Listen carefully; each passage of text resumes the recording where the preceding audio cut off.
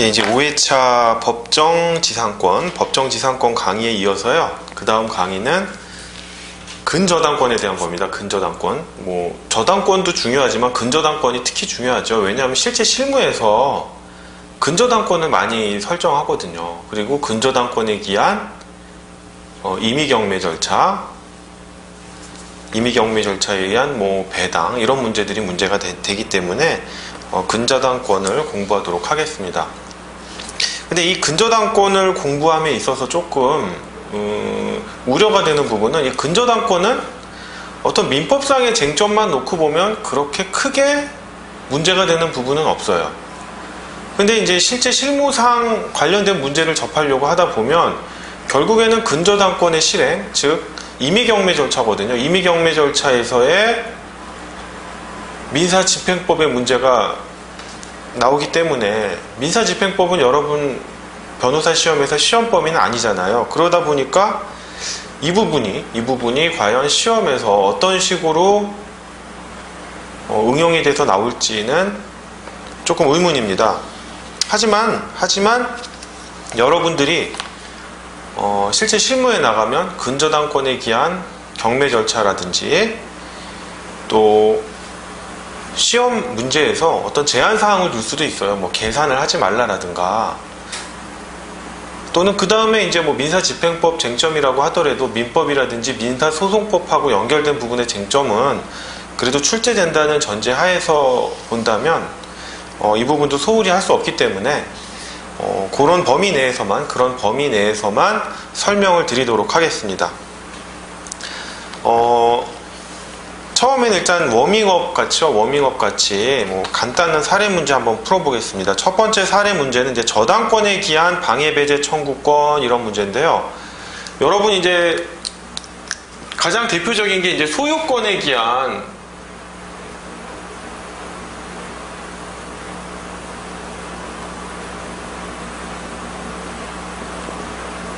방해배제 청구권을 들 수 있을 거예요.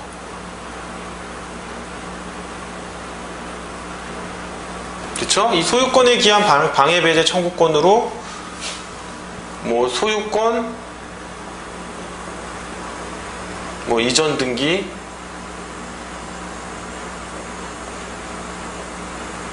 말소 청구권 이런 청구를 할 수 있잖아요.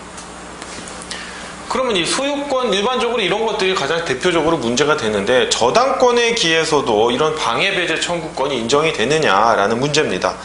요거 한번 사례 읽어볼게요. 갑회사는 이 사건 토지 위에 오피스텔 건물을 신축하여 분양할 계획을 세우고 건축 허가를 받아 공사를 시작했다. 갑은 위 토지의 소유권을 취득한 직후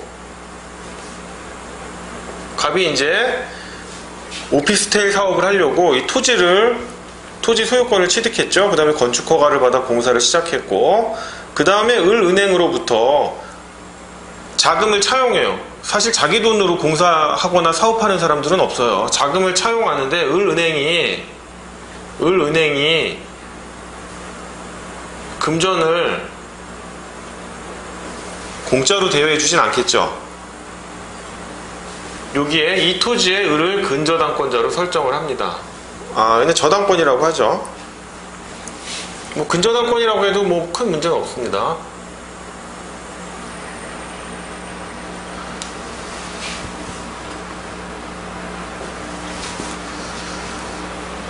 그런데 갑회사가 이제 공사를 하다가 부도를 냈는데 이 오피스텔을 개별적으로 분양받은 수분양자들이 병조합을 결성하고 위 건축사업의 시행권을 양수하고 공사를 재개하였다.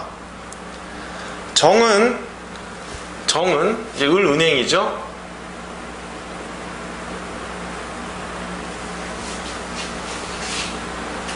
정은 을은행으로부터 위 대여금 채권과 근저당권을 양수하였는데 그 근저당권의 실행을 위한 임의경매를 신청하고 병조합을 상대로 하여 건물 신축행위 금지를 청구하였다라는 겁니다. 자, 이 병이 또 어떻게 됩니까? 병이 아니고 이제 정이죠. 죄송합니다. 이제 병 조합은 이제 공사를 계속 진행하려는 거죠. 병은 이제 수분양자들 조합인데,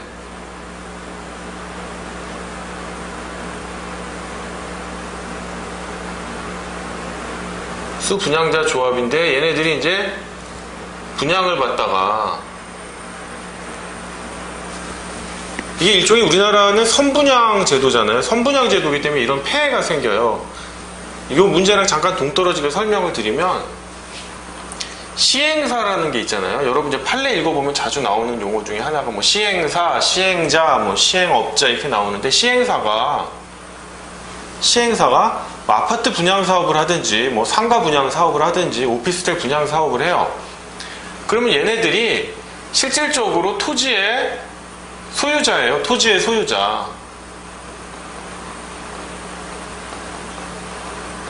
뭐 자기 돈으로 토지를 매입했는지 아니면 빌려서 매입을 했는지 그건 모르겠어요. 어쨌든 토지 소유자가 돼요. 그래서 얘네들이 이제 건축 허가를 받아가지고 건축을 하면은 시공사가 필요하잖아요. 시공사가 건축을 해줘야 되는데, 이렇게 건축을 해줘야 되는데, 시공사는 뭐 맨입에 합니까? 맨입에? 안 하죠. 뭐가 필요해요? 공사 대금을 줘야 된단 말이에요. 공사 대금을. 공사비를 줘야겠죠. 공사비를 줘야 하는데, 시행사가 또 돈이 어디 있습니까? 돈이 없으니까 은행에다가 이렇게 대출을 받아요. 대출을 받겠죠. 대출을 받고 이 돈을 공사비 또는 사업비 또 인허가 받는데 필요한 비용에 지출을 하는 겁니다. 그러면 이 은행은 그냥 빌려주진 않죠. 뭐 담보가 있어야 빌려주죠. 우리나라 은행이 어떤 데인데. 그럼 일반적으로 은행이 하는데, 은행은 어떤 식으로 하냐면 여기다가 돈을 대여해 주면서, 금전을 대여하면서, 대여를 하면서 이 토지를 저당을 잡거나 뭐 또는 근저당을 잡겠죠. 저당권을 설정을 해요. 저당을 잡는단 말이에요.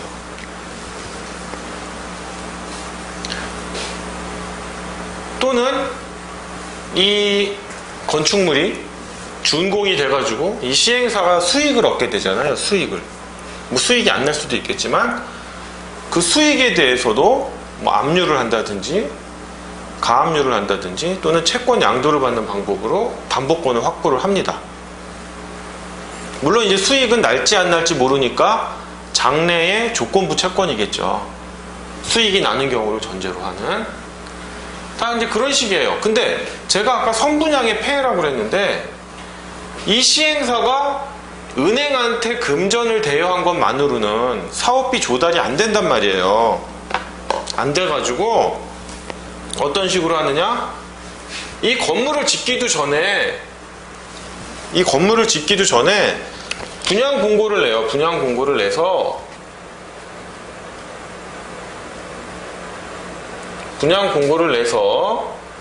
내가 이런 아파트 지려고 한다. 내가 이런 상가를 지려고 하는데 너 여기에 청약할래? 라고 해요. 그러면 수분양자들이 이게 뭐 입지도 좋고 건물도 좋고 뭐 자기한테 유리한 건물, 자기가 필요한 건물 내지는 앞으로 장차 내가 산 것보다 더 가액이 오를 것 같다라고 생각하면 이 분양 공고를 보고 수분양자들이 뭐 또는 피분양자라고도 하죠. 근데 정식 명칭은 수분양자입니다. 수분양자들이 우리나라 이 분양이 너무 웃긴 거예요. 일반적으로 우리가 물건을 사면 어떻게 돼요? 물건이 만들어지고 물건을 만드는 사람이 자기 비용을 들여가지고 물건을 만들잖아요. 만든 다음에 고객이 이게 필요한지 요모조모 따져보고 내 돈을 지불해서 물건을 산단 말이에요. 근데 이 건축물은 특히 분양의 경우에는 물건이 없어요. 물건이 없는데 장래에 장차 이런 건물이 지어질 거다라는 전제하에서 돈을 받아요. 되게 웃겨요. 이 시행사가, 토지 소유자가 동시에 이제 얘가 분양자거든요. 수분양자와의 사이에서는 분양자가 되는 거예요. 명칭이. 분양을 하면 이 수분양자들이 분양 대금을 준단 말이에요. 아직 물건이 지어지지도 않았는데. 그러면 시행사는 은행에서 대여받은 금전, 물론 이제 담보를 설정하겠죠. 그다음에 수분양자로부터 지급받은 분양대금을 가지고 공사를 하는 거예요. 공사를 해가지고 분양을 하고 남은 차익을 자기가 갖는 거예요. 이게 흔히 말하는 시행이익 그러는데, 문제는 건물을 다 져가지고 분양을 해주면 상관이 없어요. 뭐 나중에 그 건물이 분양한 것보다 더 오르든지 떨어지든지 그건 나중 문제지만, 일단 분양이 됐으니까 목적물을 가져갔으니까 문제가 안 된단 말이에요. 근데 문제는 건물을 짓다가 부도가 나거나, 뭐 시공사가 부도가 날 수도 있고 시행사가 부도가 날 수도 있어요. 짓다가 부도가 나거나 아예 건물을 착공조차 못해요. 공사를 시작조차 못하는 경우가 생겨요. 그러면 서로들 자기 돈 빼먹겠다고 난리가 나는데, 은행 같은 경우는 문제가 없는 게 돈을 빌려주면서 자기 담보책을 다 확보를 한단 말이에요. 그죠? 시공사는요, 공사비 안 받으면 안 나가요. 공사를 시작을 안 해요. 하다가도 추가적인 공사 대금 안 들어오면 딱 거기서 스톱이에요. 그런데 문제는 뭐예요? 이 수분양자들이죠. 수분양자들은 돈은 돈대로 다 냈는데 나중에 분양이 안 되면, 공사가 다 완공이 안 되면 뭐 받을 게 없단 말이에요. 자기는 중간에 공사가 중단되면 이 분양대금을 회수할 길도 없고, 물론 이제 지금은 많은 법률이라든지 어떤 이 시행사의 부도덕한 행위를 방지하기 위한 법률들이 있어서 그나마 이 수분양자들을 보호하고는 있지만 아직까지도 이 수분양자들은 열악한 지위에 있고 선분양을 한다는 거예요. 물건이 있지도 않은데 선분양을 한다는 점. 그런 점이 우리나라 아파트나 상가, 오피스텔 분양의 어떤 특이한 점입니다. 그래서 이제 문제가 많이 생기는 거고, 그거에 관한 대법원 판례들이 많은 거죠. 근데 여러분들 이제 동대문에 가면 이제 되게 유명한 사건이 있어요. 굿모닝 시티 상가인데, 그때 이제 사기 분양을 하는 바람에 퇴직금으로 이제 상가를 소유하겠다라고 했던 사람들이 뭐 퇴직금 다 날리고, 심지어는 뭐 가정 파탄이 일어나고 자살하고 막 이런 경우들이 있었어요. 물론 이제 지금은 그 사람들이, 그 분양받은 사람들이 조합을 결성해가지고 또 추가로 돈을 내가지고 시공사를 선정해서 자기네들이 각출해가지고 지금은 이제 멋있게 건물을 지었죠.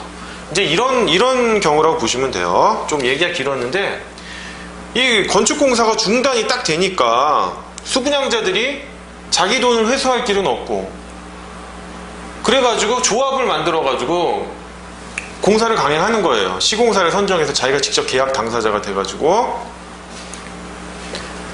그런데 이 을은행이 정이라고 하는 사람에게 이 금전채권, 갑에게 대여해준 금전채권을 양수하고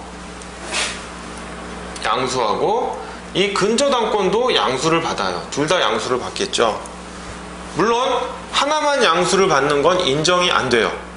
왜냐하면 민법에 보면 저당권부 채권은 분리해서 양도할 수 없다라는 규정이 있어요. 그거 한번 찾아보겠습니다. 민법.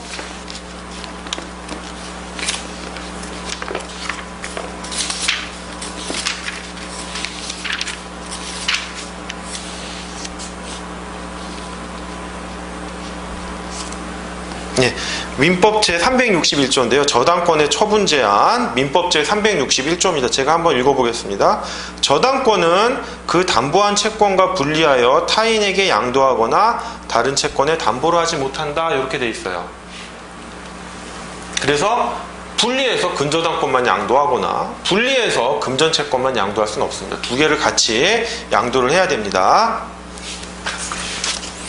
그래서 양도를 해가지고 이 정 입장에서 보면 처음에 내가 근저당권을 설정한 건 뭐예요? 나대지였단 말이에요. 빈 땅이었단 말이에요. 그러니까 담보 가치가 어떻게 돼 있습니까? 빈 땅.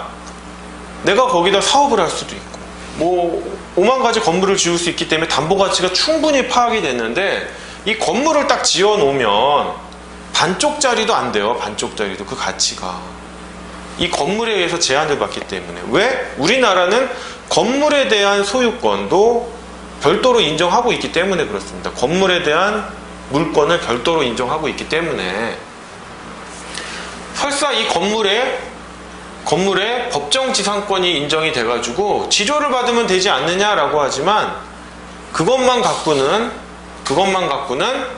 땅의 담보 가치가 충분히 파악된 게 아니에요. 나대지가 제일 좋은 땅입니다. 활용도가 높기 때문에.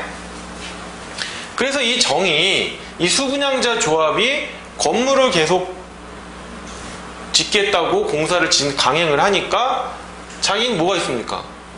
여기는 채권이니까 뭐 방해배제 청구니 뭐니 그 구할 수 있는 권리가 없는 거고 여기는 물권이잖아요. 물권이니까 이 근저당권의 기한 또는 뭐 근저당권에서 인정되는 거니까 당연히 저당권에서도 인정되겠죠. 근저당권에 기한 방해배제 청구를 했어요. 과연 인정이 되겠느냐라는 문제입니다. 여기서 보시면 원칙은 그래요. 저당권은 목적물의 교환 가치만을 파악할 뿐 목적물의 점유와 이용을 설정자에게 두고, 즉 얘가 근저당권 설정자겠죠? 설정자에게 두고 있기 때문에 목적물이 통상의 경제적 용도에 따라 사용되고 있는 한 저당권의 침해 문제는 발생하지 않는다. 또한 저당 목적물이 침해되어 그 교환 가치가 감소하더라도 목적물의 가치가 피담보 채권액을 넘고 있을 때에는 아직 저당권자에게 손해가 발생하였다고 할 수 없다라고 했습니다.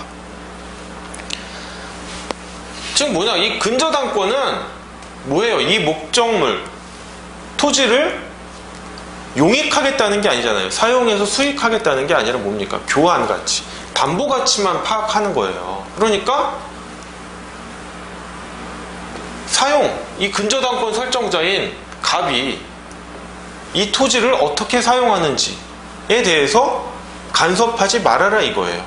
물론 갑이 이 토지를 사용 수익하는 데 있어서 사용 수익을 하는데 근저당권의 피담보 채권 가치액이 뭐 1억 원이다 이랬어요. 피담보 채무도 뭐 1억 원이고 채권 최고액이고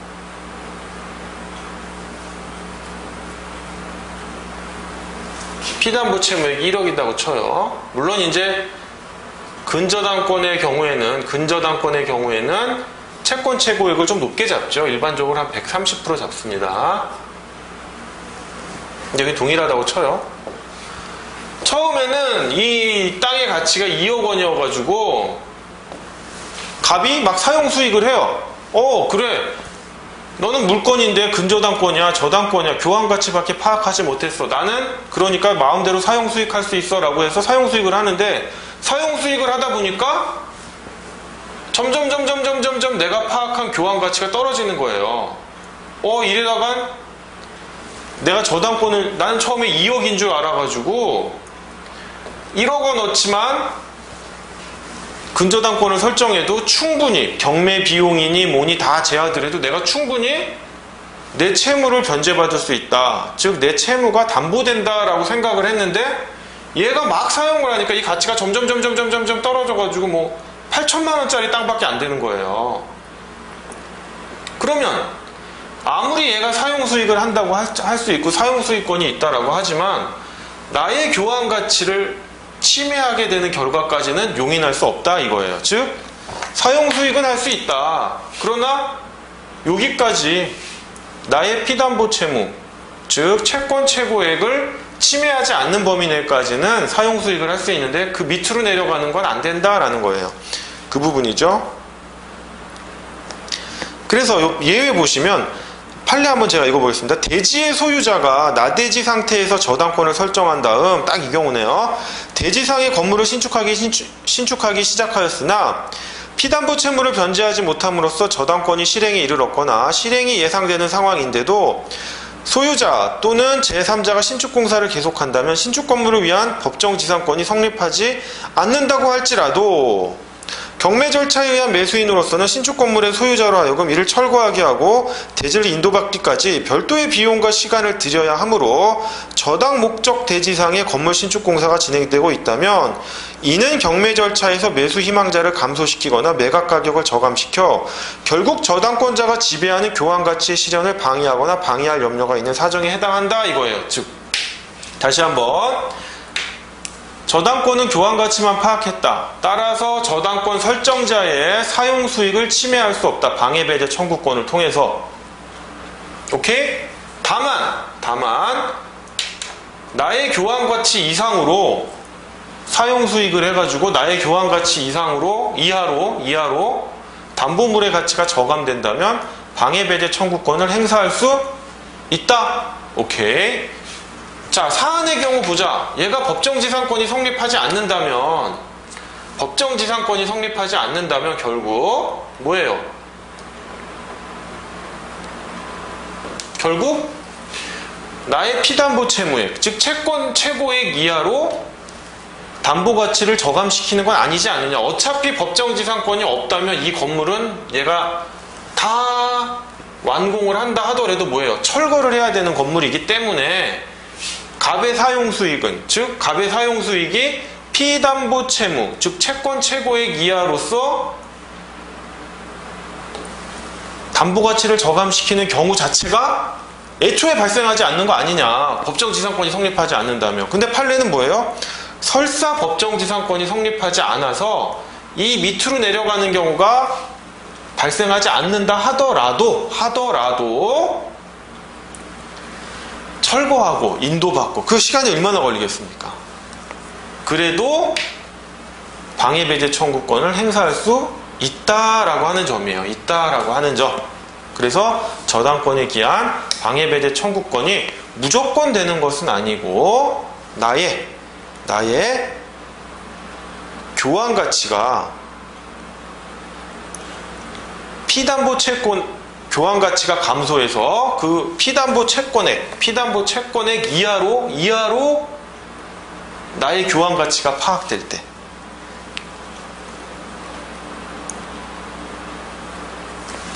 즉 이 목적물의 가치가 피담보 채권액 이하로 평가되는 경우에는 그 경우에 한해서는 예외적으로 저당권에 기한 방해배제 청구권을 행사할 수 있고, 사안과 같은 경우에 설사 이 건물에 법정지상권이 성립되지 않아서 이렇게 저감되는 경우는 존재하지 않는다, 발생하지 않는다 하더라도 철거와 대지 인도에 따른 기회비용, 시간 등을 감안한다면 방해배제 청구권을 행사할 수 있다라는 겁니다. 오케이? 자, 넘어갑니다. 자, 그러면 구체적으로 이 방해배제 청구권은 방해하지 마, 뭐 이렇게만 하면 되는 건가라고 하는 경우에 있어서 과연 저당권자의 구제 방법은 무엇인가라는 겁니다. 일단 제3자가 침해한 경우에는 여기 보시면 저당권에 기한 방해배제 청구를 할 수 있고요.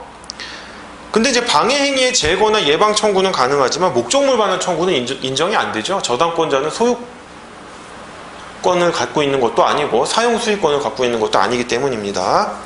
그 다음에 손해배상 청구 등이 가능하겠죠. 자신의 교환 가치를 침해받아서 채권의 완전한 만족을 얻을 수 없다면 불법 행위에 기한 손해배상 청구가 가능할 겁니다. 그 다음 채무자가 침해한 경우입니다. 즉 근저당권 설정자가 될 수도 있고요. 물상보증인 같은 경우에는 근저당권 설정자는 아니고 채무자가 되겠죠. 그 경우에는 네 가지, 저당권에 기한 방해배제 청구권하고 손해배상 청구권은 동일하게 인정이 되고, 그 다음에 민법 제362조의 담보물 보충 청구권이라든지 388조 민법 제388조의 즉시 변제 청구권이 가능하다라는 점이에요. 이 부분 하나 워밍업으로 한번 살펴봤습니다. 자, 이제 두 번째 문제인데 이것도 간단한 사례입니다. 간단한 사례인데 이제 원심하고 대법원 견해가 달라요, 서로. 달라요.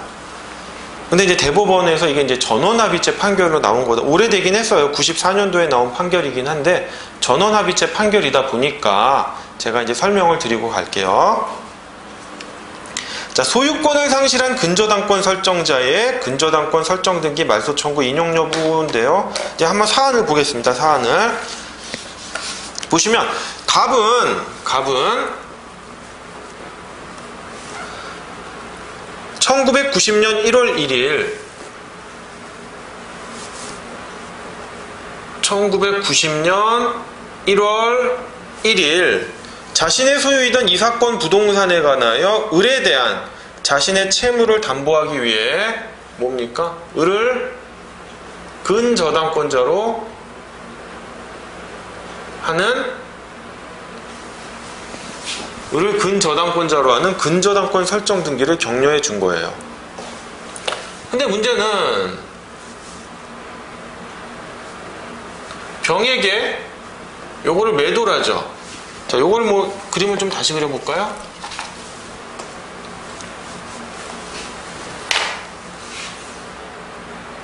근저당권을 설정한 날은 1990년 1월 1일일 거예요.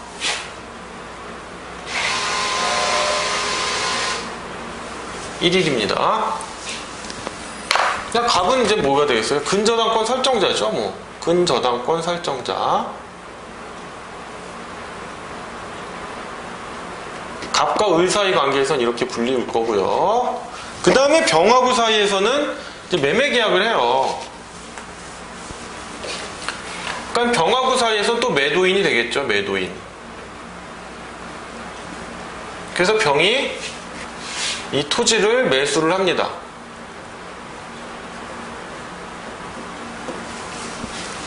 언제? 1990년 4월 1일 날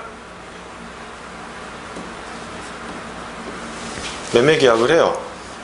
그리고 같은 달 9일까지 그 소유권 이전 등기까지를 모두 격려해 줘가지고 이제 갑은 소유권을 상실했죠. 그리고 병은 을의 근저당권 설정 등기를 말소하기 위해서 갑이 을에게 가지고 있는 피담보 채무를 모두 변제를 해줘요. 그러면 부종성에 의해서 근저당권은 당연히 말소하게 되겠죠. 당연히 말소하는 겁니다. 설사 등기가 남아있다 하더라도 근저당권은 소멸한 거예요. 단지 이제 말소 등기를 안 하고 있는 것 뿐이죠. 그래서 이제 병이 이제 갑 대신 대위 변제를 한 거죠. 자신의 토지에 근저당권이 있으니까 그게 찝찝해서 자기 돈을 들여서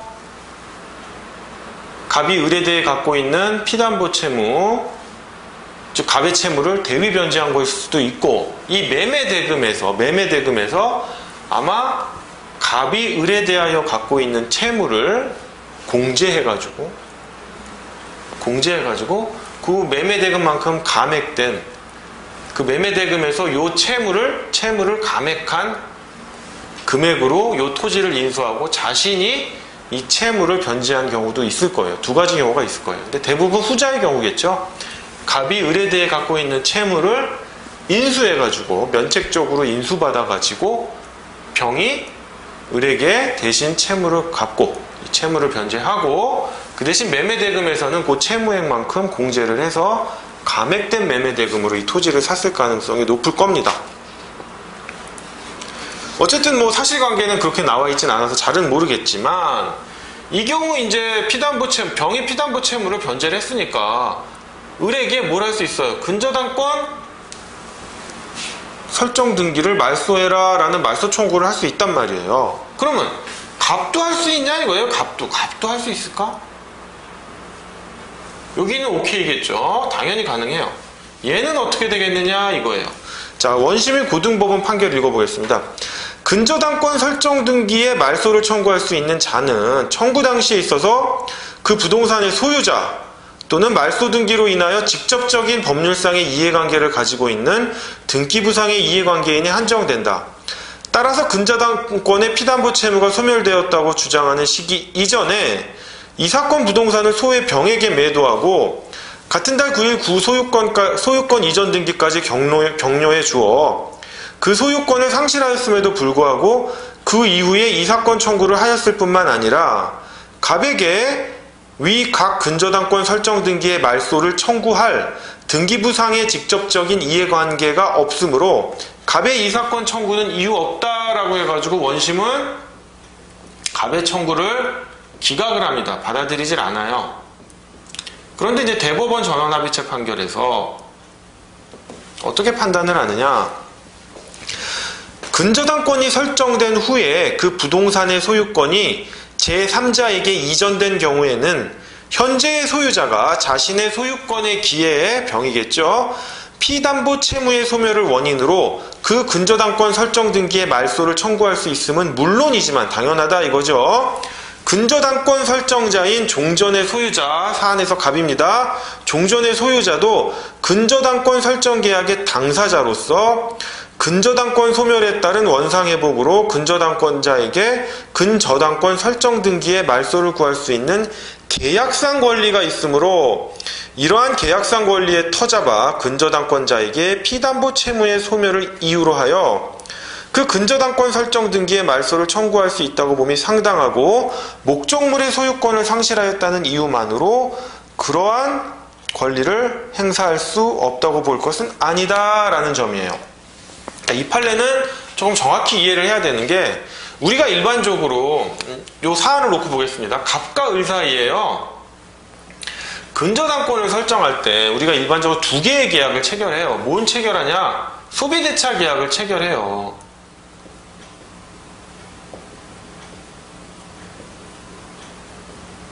그럼 이 소비대차 계약을 담보하기 위해서 이 소비대차 계약에 따른 근전대역은 채권을 담보하기 위해서 근저당권을 그냥 설정하면 되는데 꼭 이렇게 근저당권 설정 계약을 체결해요. 여러분들이 이제 실무를 잘 안 해보셔서 그러는데 이렇게 두 개의 계약을 꼭 체결합니다. 안 해도 돼요. 안 해도 되고 이런 내용이 소비대차 계약에 들어가 있어도 되고 안 들어가 있고 아예 체결 안 해도 되고 그런데 꼭 체결을 해요. 일반적으로. 채권 양수도도 그래요. 사실 채권 양수도도 뭐 A랑 B가 있는데 물론 이제 채무자로 C가 있겠죠. 채무자로 C가 있는데 이게 보이시나 모르겠습니다. 얘가 이제 양도인이고 채권자 양도인 양수인이면 그냥 자기네들끼리 채권 양도 통지만 해주면 되는 거예요. 이 채권자가 채무자에게 양도 통지만 하면 되는데 항상 우리는 만에 하나를 대비해야 되잖아요. 이게 일반적인 개인 대 개인 관계가 아니라 기업에 또는 회사 관계에서 보면은 확실하게 하기 위해서 이렇게 꼭 채권 양수도 계약을 체결해요. 이 A, B, C 3자가 다 모여가지고 실질적으로는. 그래서 일반적으로 은행이나 이런 금융기관에서도요, 소비대차 계약을 체결함과 동시에 근저당권을 설정하면 근저당권 설정 계약을 체결합니다. 그러면 이 건물의 소유권이, 이 토지의 소유권이 갑에게서 병에게로 이전된 건 맞아요. 그래서 갑은 토지의 소유권자가 아니에요. 완전히 이제 이탈을 했는데, 뭐냐? 너와 을 사이에, 갑과 을 사이에는 아직도 요 계약들이 남아있지 않느냐라는 거예요. 남아있지 않느냐.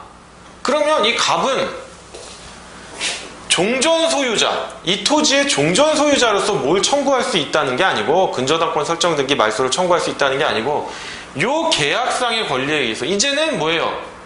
병이 피담보 채무를 변제를 했고, 따라서 그 부종성에 의해서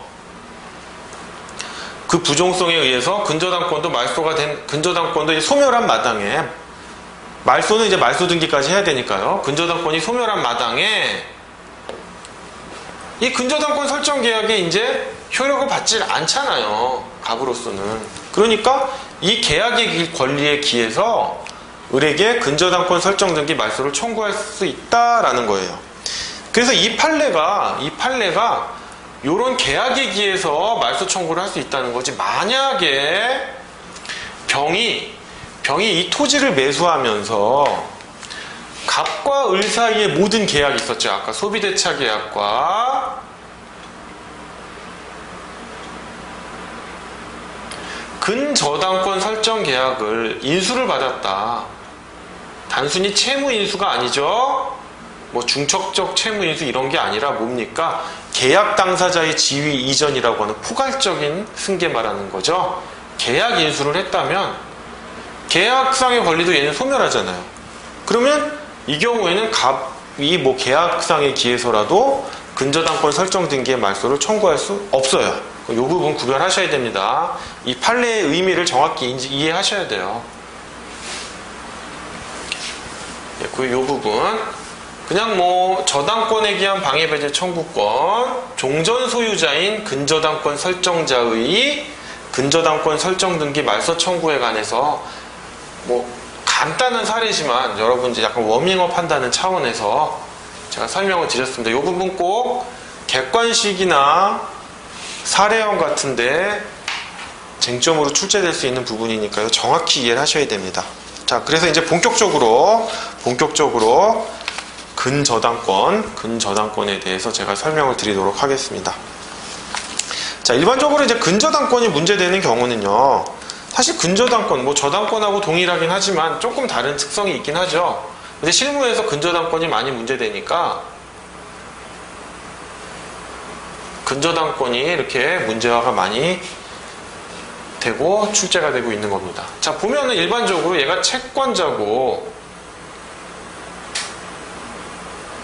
채무자일 거예요. 그럼 을의 입장에서는 그냥 돈을 빌려줄 수가 돈을 그냥 빌려받지 못했을 거예요. 왜냐? 그냥 돈을 빌려받으면 좋은데 신용으로 채권자가 그거를 허용하진 않죠. 뭔가 불안하거든요. 불안하니까 담보 내놔 이래요. 그러면 결국 을 소유에 뭐 엑스토지가 있다라고 쳐요. 을 소유에 엑스토지가 있다 그러면 항상 여기다가 근저당권을 설정해놔요.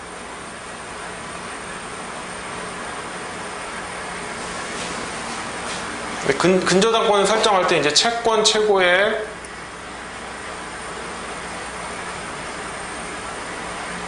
그러니까 이제 피담보 채무액 요걸 항상 구분을 하셔야 됩니다. 이 용어 정리를. 피담보 채무는 뭐예요? 실제로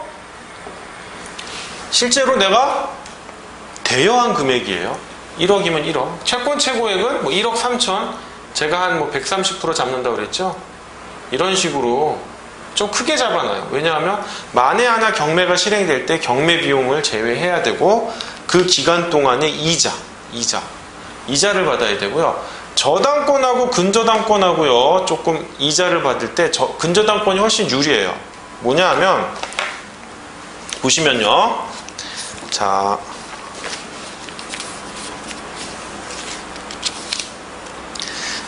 제360조 피담보 채권의 범위 보시면은요. 민법 제360조입니다. 민법 제360조 피담보 채권의 범위 보면 그러나 지연배상에 대하여는 원본의 이행기일을 경과한 후에 1년분에 하나여 저당권을 행사할 수 있다 그랬거든요. 1년분에 하나요. 근데 근저당권은 제한이 없어요. 무제한이에요. 그렇기 때문에 채권 최고액을 높게 잡아요. 채권자 입장에서는 자기가 유리하니까. 근저당권은 민법 제360조 단서가 적용이 되질 않습니다. 이 부분 객관식 시험 잘 나와요. 근데 이게 가장 FM이에요. 자기 소유 토지에다 근저당권 설정해주고 그래 나는 채무자임과 동시에 근저당권 설정자고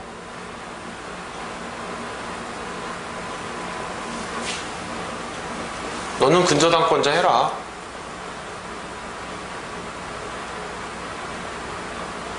이게 FM이에요. 근데 이런 경우만 있는 게 아니라 물상보증인이라고 해가지고 남의 소유 토지에 착한 사람이죠.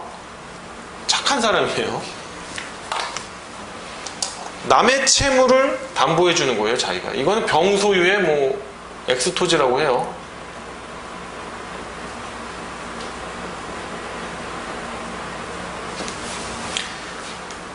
병이 친절한 사람이죠.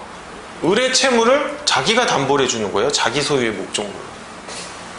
그렇기 때문에 이 경우에는 을은 단순히 채무자에 불과할 뿐 근저당권 설정자는 병이 되는 거예요.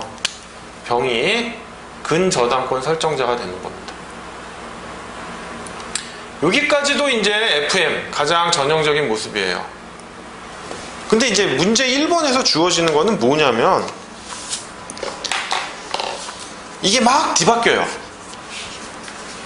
채무자가 누군지, 그럼 이 물상부중인은 또 누군지, 이 부분을 확정해야 되는 문제인 거예요. 이 가장 아까 말한 첫 번째 설명하고랑 이 두 번째 물상부중인의 경우 같은 가장 FM으로 설정되는 근저당권 또는 저당권이라면 아무 문제가 안 되는데, 여러분이 실제 실무에 가보면요, 여러 가지 변칙적인 모습들이 너무 많이 나와요. 즉 당사자를 처음부터 당사자를 확정하는 것 자체부터가 어려워요. 그래서 여러분들이 뭐 공부할 때는 간과하는 부분이 뭐 의사 해석에 의해서 누가 실제 이 계약의 당사자냐, 이런 부분들이 문제가 되는 거예요. 제가 심지어 어떤 계약서를 봤는데요, 실무에서 일을 하다 보니까 갑은 매도인이고요, 을은 대리인,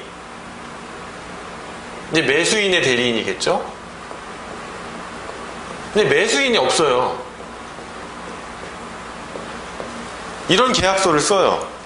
그럼 도대체 이게 이 계약 자체는 뭐 무효인 계약은 아니겠죠. 그럼 얘를 매수인으로 봐야 되는 건지, 아직 특정되진 않았지만 언젠가는 특정될 얘를 매수인으로 봐야 되는 건지. 물론 이제 민법에 보면 현명주의라고 그래가지고 뭐 민법 한번 찾아볼까요?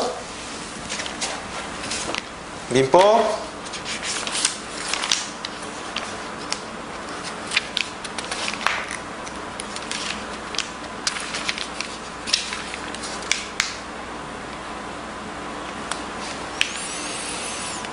네, 115조네요. 본인을 위한 것임을 표시하지 아니한 행위인 건데, 대리인이 민법 제115조입니다. 대리인이 본인을 위한 것임을 표시하지 아니한 때에는 그 의사표시는 자기를 위한 것으로 본다. 그러나 상대방이 대리인으로서 한 것임을 알았거나 알 수 있었을 때에는 전조 제1항의 규정을 준용한다. 이렇게 돼 있어요. 그러면 얘를 매수인으로 봐야 되는 건지, 갑이 을이 대리인으로 한 것을 알았기 때문에 아직 특정되지 않았지만 이 매수인이 누군가가 있다고 보고 얘는 그냥 대리인에 불과한 건지, 뭐 이렇게 문제가 돼요. 나중에 이제 실제 문제가 되면 이 상태에서 만약에 뭐가 문제가 됐다 쳐요. 매수인이 끝까지 안 나타났다고 하고, 그러면 일단 계약 당사자를 확정하는 것부터가 벽에 부딪혀요. 물론 이제 여러분 시험 문제에서는 이런 거 말고도 이제 이런 거는 어떻게 보면 케이스 바이 케이스니까 이런 문제를 내기보다는 이런 건 일단 전제를 한 상태에서 다른 것을 묻는 문제들이 많이 나오겠죠. 근데 실제 실무에 가면 이런 걸 많이 문제된다는 점. 그래서 1번 문제도요, 도대체 이게 누가 채권자고 채무자인지, 누가 근저당권자고 근저당권 설정자인지, 물상보증인인지, 이런 것을 묻는 문제입니다. 이런 것을 묻는 문제. 그래서 바로 이제 문제를 들어갈게요. 1번 문제입니다.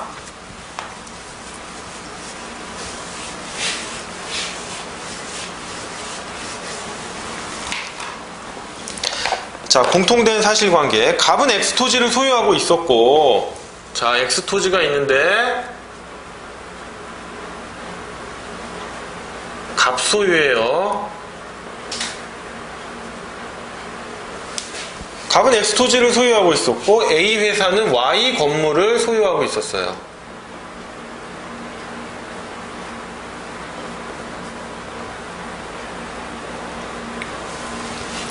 갑은 A 회사를 상대로 Y 건물에 대한 건물 철거 소송을 제기하여 승소 판결을 받았고, 그 판결은 그 무렵 확정되어 그 후 Y 건물에 관하여 경매 절차가 개시되었다. Y 건물에 대해서 경매 절차가 개시되었다.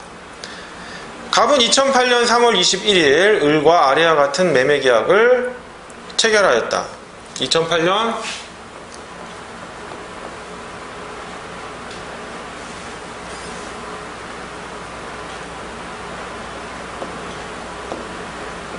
매매 계약을 체결했네요. 박스와 같은 매매 계약을 체결합니다. 을은 갑으로부터 X토지와 Y 건물에 대한 권리를 대금 10억 원에 매수한다. Y 건물은 을이 경매 절차에서 매수하는 방법으로 취득하되 갑은 이에 적극 협조하고 A 회사를 상대로 받은 승소 확정 판결에 따른 권리도 을에게 모두 양도한다. 매매 대금 중 계약금 1억 원은 계약 당일에, 중도금 3억 원은 2008년 4월 26일에, 잔금 6억 원은 을이 Y 건물을 취득할 때 X토지에 관한 소유권 이전 등기에 필요한 서류의 교부와 동시에 지급한다 이거예요. 즉 매매 목적물의 대상은 X토지와 Y 건물이고 매매 대금은 10억 원이겠죠. 즉 X토지와 Y 건물은 을에게 10억 원은 을이 갑에게 이렇게 가는 꼴입니다. 자, 을은 갑에게 위 매매 계약에 따라 2008년 3월 21일 계약금 1억 원을 2008년 4월 26일 중도금 3억 원을 지급하였다. 그 후 Y 건물에 대한 경매 절차가 지연되자 갑과 을은 2008년 7월 18일 아래와 같은 내용의 약정을 체결하였다. 또 추가적으로 약정을 체결합니다. 2008년 7월 18일 체결을 해요. 경매 절차가 지지부진해지니까 체결을 했는데 갑은 을에게 2008년 7월 19일부터 Y 건물의 취득일까지 위와 같이 지급받은 계약금 및 중도금에 대하여 연 8%의 이자를 지급한다. 일단 계약금하고 중도금 얼마를 받았죠? 4억 원을 미리 받았으니까 그거에 대한 이자를 지급한다. 왜? 을이 취득을 늦게 했으니까 너 그만큼 돈은 미리 가져가고 나는 취득은 늦게 하니까 이거 뭐냐, 내가 사용하지 못한 부분에 대해 보상해라, 이런 의미겠죠. 그리고 2009년 7월 18일까지 계약 이행이 완료되지 않을 경우 위 매매 계약을 해지하고 갑은 받은 원금을 을에게 반환한다. 즉 계약금하고 중도금 반환하겠죠. 그 다음에 이자도 이제 반환해주겠죠. 갑은 을에게 위 원금 및 이자의 반환을 담보하기 위하여 X토지의 을을 근저당권자로 하는 1순위 근저당권 설정 등기를 맞춰주었다. 자, 요 계약에 의한 매매대금 반환 채무가 있겠죠. 매매대금 반환 채무가 있으니까 그걸 담보하기 위해서 어떻게 합니까?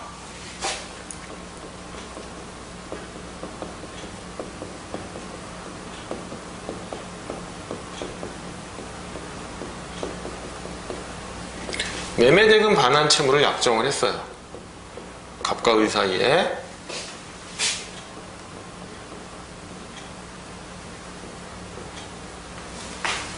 우리 이제 매매대금을 반환받을 수 있는 채권이 생긴 거죠. 그리고 이 채권을 담보하기 위해서 어떻게 합니까? 이 채권을 담보하려고 X토지의 을이 1순위 근저당권자가 되는 거죠.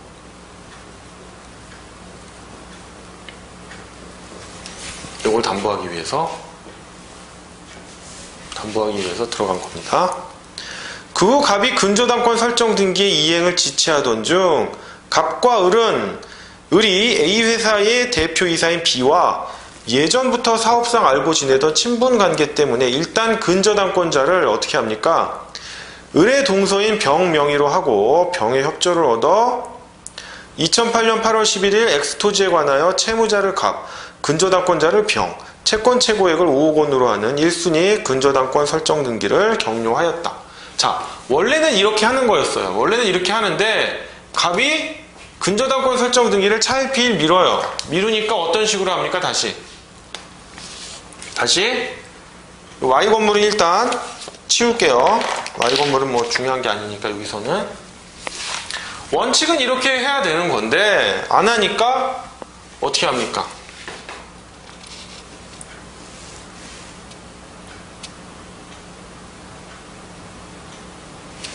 자, X토지가 이렇게 있는데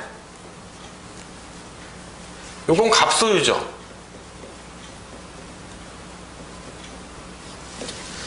근데 채무자를 갑.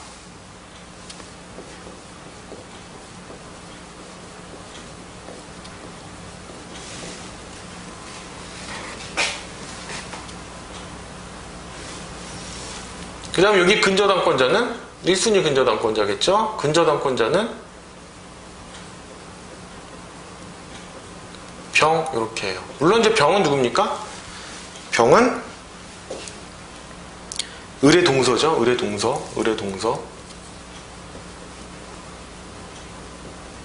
친분관계가 있는.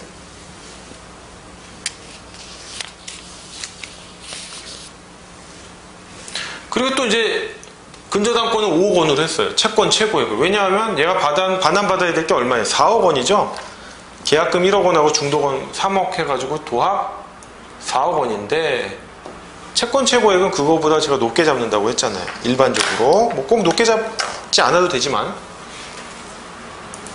자, 이런 경우입니다. 이렇게 해놨어요. 이 경우 갑은 병을 상대로 근저당권, 이 다 참 나쁜 사람이에요. 나쁜 사람. 자기 소유 토지에 이제 근저당권이 설정되어 있는데 병 명의로 병한테 이제 말소해라 이러는 겁니다. 왜? 나는 너한테 말이야 채무가 없어 이거예요. 자, 근저당권은 뭡니까? 피담보 채무를 담보하기 위한 거니까 피담보 채무가 있어야 되잖아요. 그죠? 그게 부종성이잖아요. 자, 부종성에 대해서 이제 성립상의 부종성, 존속상의 부종성, 그 다음에 뭐 소멸상의 부종성 이런 게 있는데 그 부분은 제가 뭐 나중에 설명드리기로 하고 일단은 자, 채무자 갑이 근저당권자 병에게 근저당권 설정 등기 말소를 청구하면서 너는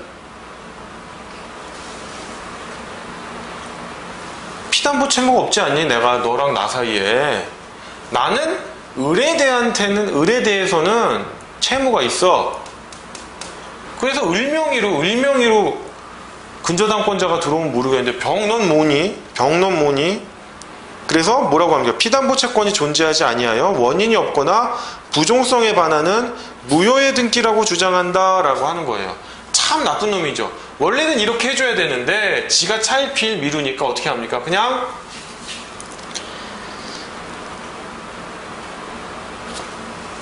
서로 간의 친분관계 때문에 이렇게 해주기로 한 거예요.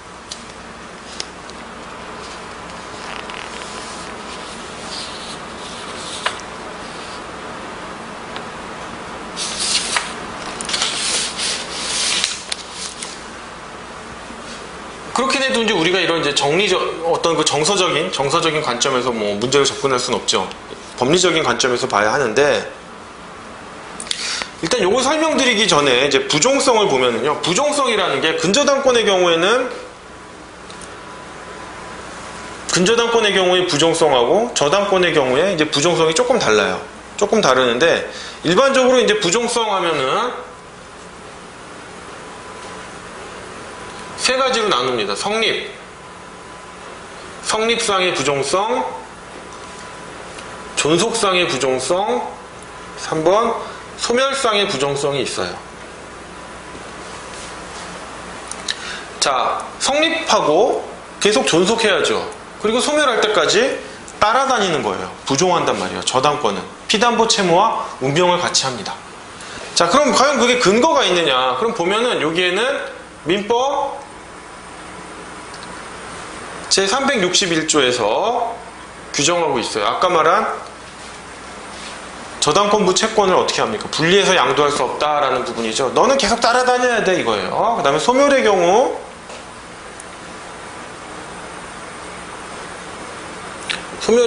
민법 제369조에서 규정하고 있습니다.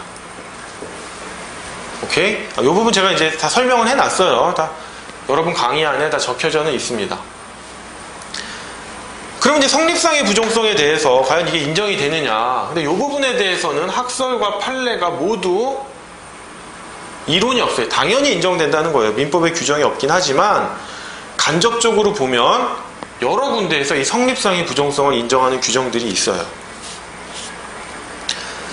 그러면 이제 특히 저당권의 경우에는 이런데 저당권의 경우에는 이 세 가지가 다 인정이 되는데 그러면 근저당권의 경우에는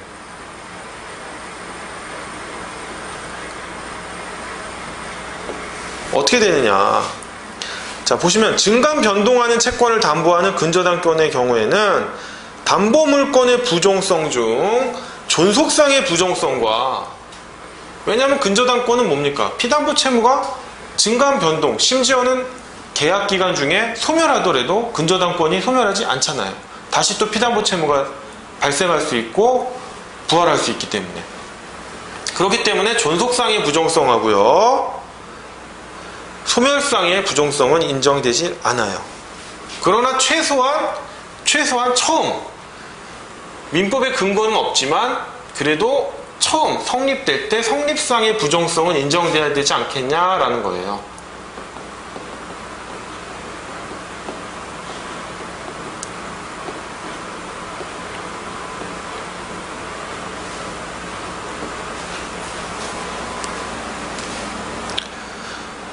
그러나 이제 이 성립상의 부정성도 어느 정도까지 인정할 것이냐의 문제인 거예요.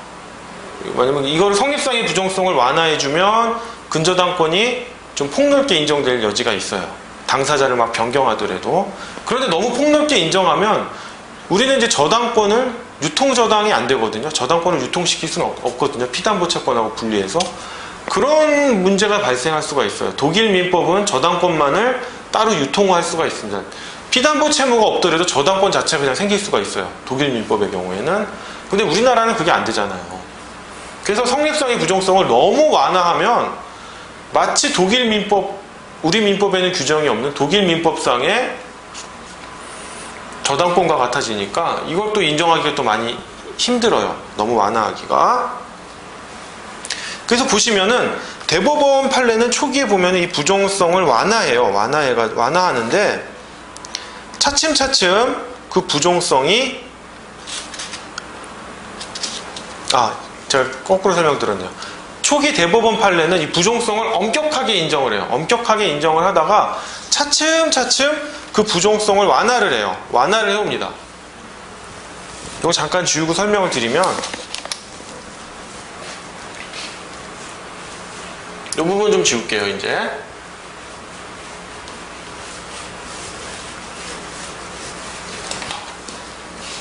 제가 한번 초기 대법원 판례 보면요.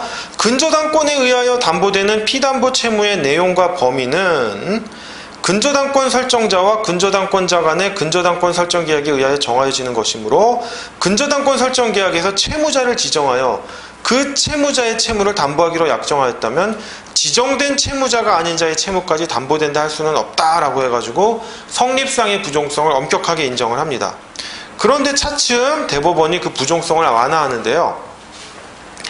근저당권에 의하여 담보되는 피담보 채무의 내용과 범위는 근저당권 설정자와 근저당권자 간의 계약, 즉 근저당권 설정 계약에 의하여 정하여지는 것으로서 근저당권 설정 계약 당시 근저당권 설정자와 근저당권자 사이에 그 근저당권에 의하여 담보되는 피담보 채무와 그 채무자 등을 지정함에 관한 의사가 합치된 경우에는 비록 이로써 지정된 실제 채무자와 근저당권 설정 계약서 상이나 등기부상의 채무자가 다르다고 하더라도 그 근저당권 설정 계약에 기해 격려된 근저당권 설정 등기는 유효하고 그 근저당권의 피담보 채무는 근저당권 설정 계약서 상이나 등기부상 등재된 채무자의 채무가 아닌 실제 채무자의 그것으로 보아야 한다라고 해가지고 니들끼리 약정이 실제 지정된 채무자의 채무를 담보한 것이지 등기부나 또는 근저당 설정 계약서 상에 드러난 피담보 채무 또는 채무자는 가장의 것이었다. 그냥 보여주기 위한 용도였다. 즉 근저당을 했는데 만약에 이런 경우죠. 이 근저당권자의 병의 근저당권자인데 누구의 채무를 담보하기 위한 거냐 이게.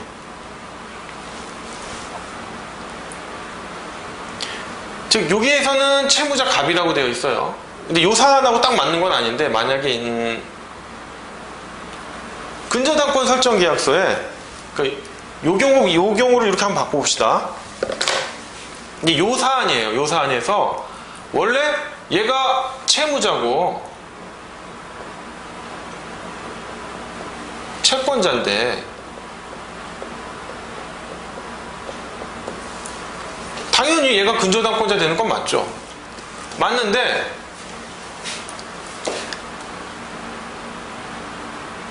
근저당권 설정 계약이라든지 부동산 등기부상 채무자를 엉뚱한 사람으로 바꿔놨어요. 뭐 여기는 이제 병이라고 돼 있으니까 뭐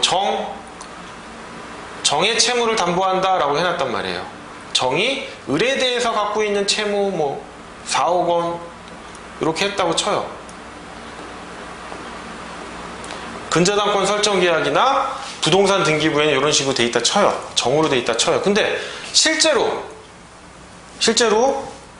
그러니까 사안의 경우에는 지금 근저당권자가 병인데 만약에 근저당권자가 을이라고 돼 있다고 쳐요. 일단 근저당권자가 을이라고 돼 있다면 부동산 등기부라든지 근저당 설정 계약에는 채무자 정으로 되어 있지만 이 근저당권은 뭐다?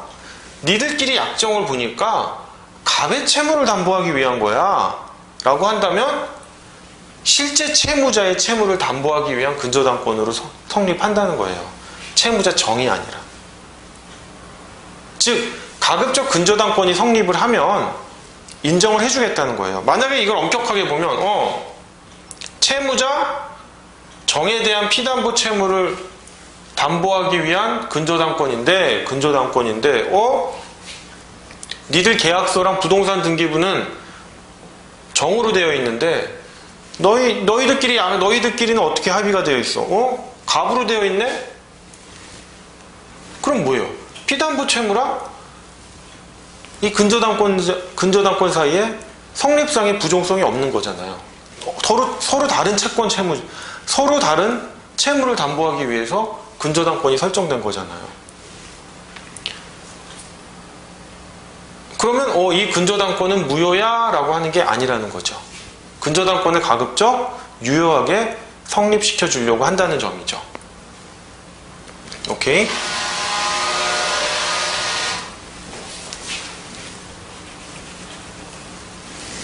자, 반대로 판례는 또 나가고 있어요. 또한 제3자를 근저당권자로 하는 근저당권의 효력과 관련해서 대법원 판례는 채권담보의 목적으로 채무자 소유의 부동산을 담보로 제공하여 저당권을 설정하는 경우에 담보물권의 부종성의 법리에 비추어 원칙적으로 채권과 저당권이 그 주체를 달리할 수 없는 것이지만 당연한 거 얘기죠. 채권자 아닌 제3자 명의로 저당권 등기를 하는 데 대하여 채권자와 채무자 및 제3자 사이에 합의가 있었고 나아가 제3자에게 그 채권이 실질적으로 기속되었다고 볼 수 있는 특별한 사정이 있거나 거래 경위에 비추어 제3자의 저당권 등기가 한낱 명목에 그치는 것이 아니라 그 제3자도 채무자로부터 유효하게 채권을 변제받을 수 있고 채무자도 채권자나 저당권 명의자인 제3자 중 누구에게든 채무를 유효하게 변제할 수 있는 관계, 즉 묵시적으로 채권자와 제3자가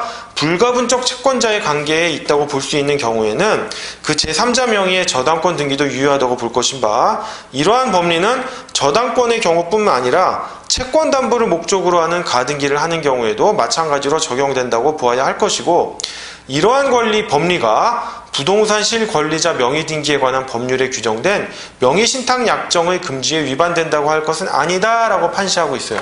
바로 요 사안입니다. 아까는 뭐였어요?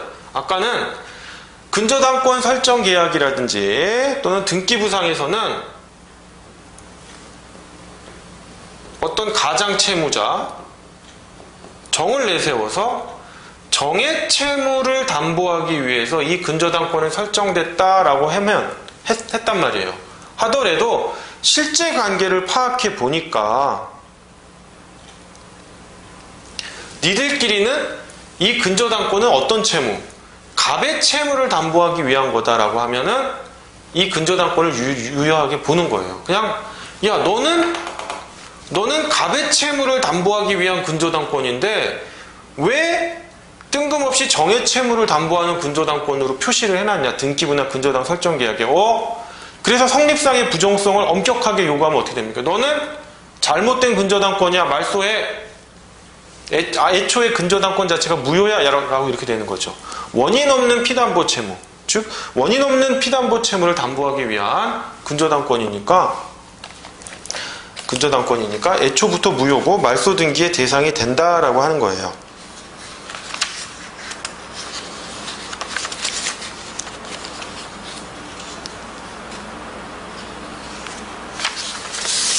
예. 이게 이제 대법원이 처음 성립상의 부정성을 완화한 경우고, 그 다음에 제가 두 번째 판례는 바로 이 경우입니다. 실질적으로 갑의 채무를 담보했기 때문에 근저당권자는 누가 돼야 돼요? 얘가 근저당권자가 돼야 되잖아요. 당연히. 아까 말한 저런 식으로 되는 게 FM이란 말이에요. 가장 전형적인 경우인데, 뜬금없이 의뢰 동서이긴 하지만 병이 이 제3자가 근저당권자가 됐어요. 이 경우는 뭐다? 원칙은 안 된다. 다만 예외를 주죠. 원칙적으로 채권과 저당권이 그 주체를 달리할 수 없는 것이지만, 채권자 아닌 제3자 명의로 저당권 등기를 하는 데 대하여 채권자와 채무자와 제3자 사이 합의가 있고, 나아가 제3자에게 실은 이 4억 원 채권이 병에게도 기속되는 거다. 또는 이 병이 갑으로부터 유효한 변제를 받을 수 있고, 또는 이 갑도 마치 을에 대한 채무긴 하지만 을병에 대한 마치 불가분 채무가 돼가지고 병에게도 유효한 변제를 할 수 있는 어떤 계약 관계가 있다, 또는 다수 당사자의 채권 관계가 있다라고 한다면 제3자를 근저당권자로 할 수 있다라는 게 판례의 취지입니다. 즉 제3자를 근저당권자로 할 수 있다라고 하는 점이에요. 자, 다시 한번 대법원 판례가 발전된 과정을 볼게요. 즉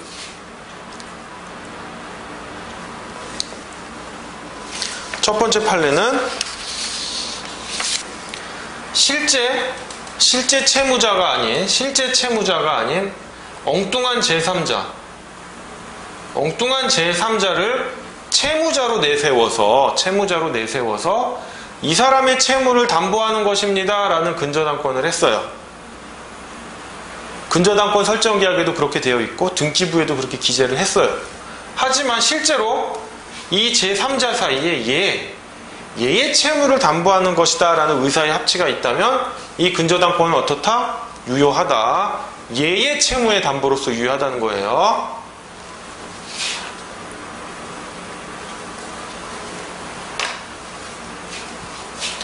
그 다음 두 번째 판례 발전된 건 뭡니까? 채권자가 근저당권자가 돼야 되는데 엉뚱한 제3자가 근저당권자가 됐다? 원칙은 뭐다?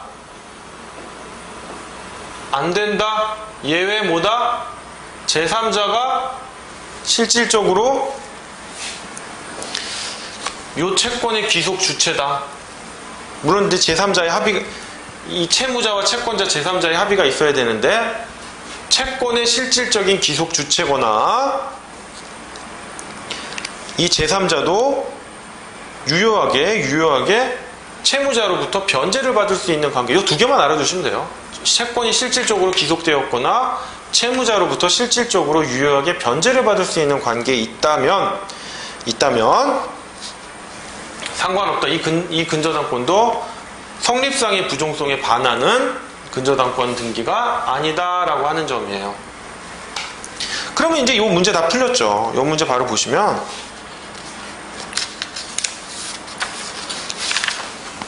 이 병이 물론 이제 갑이 나쁜 사람이긴 해요. 갑이 나쁜 사람이긴 한데 병이 어떻게 됩니까? 이 채권의 실질적 기속 주체예요? 아니죠. 이 채무를 유효하게 변제받을 수 있는 사람이에요. 불가분적 채무 관계가 있는 것도 아니고 다수 당사자의 채권 관계처럼 불가분적 채권 관계가 있는 것도 아니기 때문에 이 근저당권자 병의 근저당권 설정 등기는 무효다라고 하는 점이에요. 자, 결론을 보시면 사안의 경우 갑을병 사이에서는 병 명의로 근저당권 설정 등기를 마치기로 하는 합의만 있었을 뿐이고 채권 양도라든지 제3자를 위한 계약, 불가분적 채권 관계의 형성 등의 방법으로 채권이 병에게 실질적으로 기속되었다고 볼 수 있는 특별한 사정이 없으므로 갑과 을 사이에 체결된 근저당권 설정 계약상의 채권자인 을이 아닌 제3자인 병명의로 맞춰진 위 근저당권 설정 등기는 그 피담보 채무가 존재하지 아니하여 원인이 없거나 부종성에 반하는 무효의 등기다라고 하는 거예요. 물론 갑이 나쁜 놈인 건 맞는데 그렇다고 법리에 어긋날 수는 없잖아요. 법리에 어긋나는 걸 유효하다고 우리가 볼 수는 없잖아요.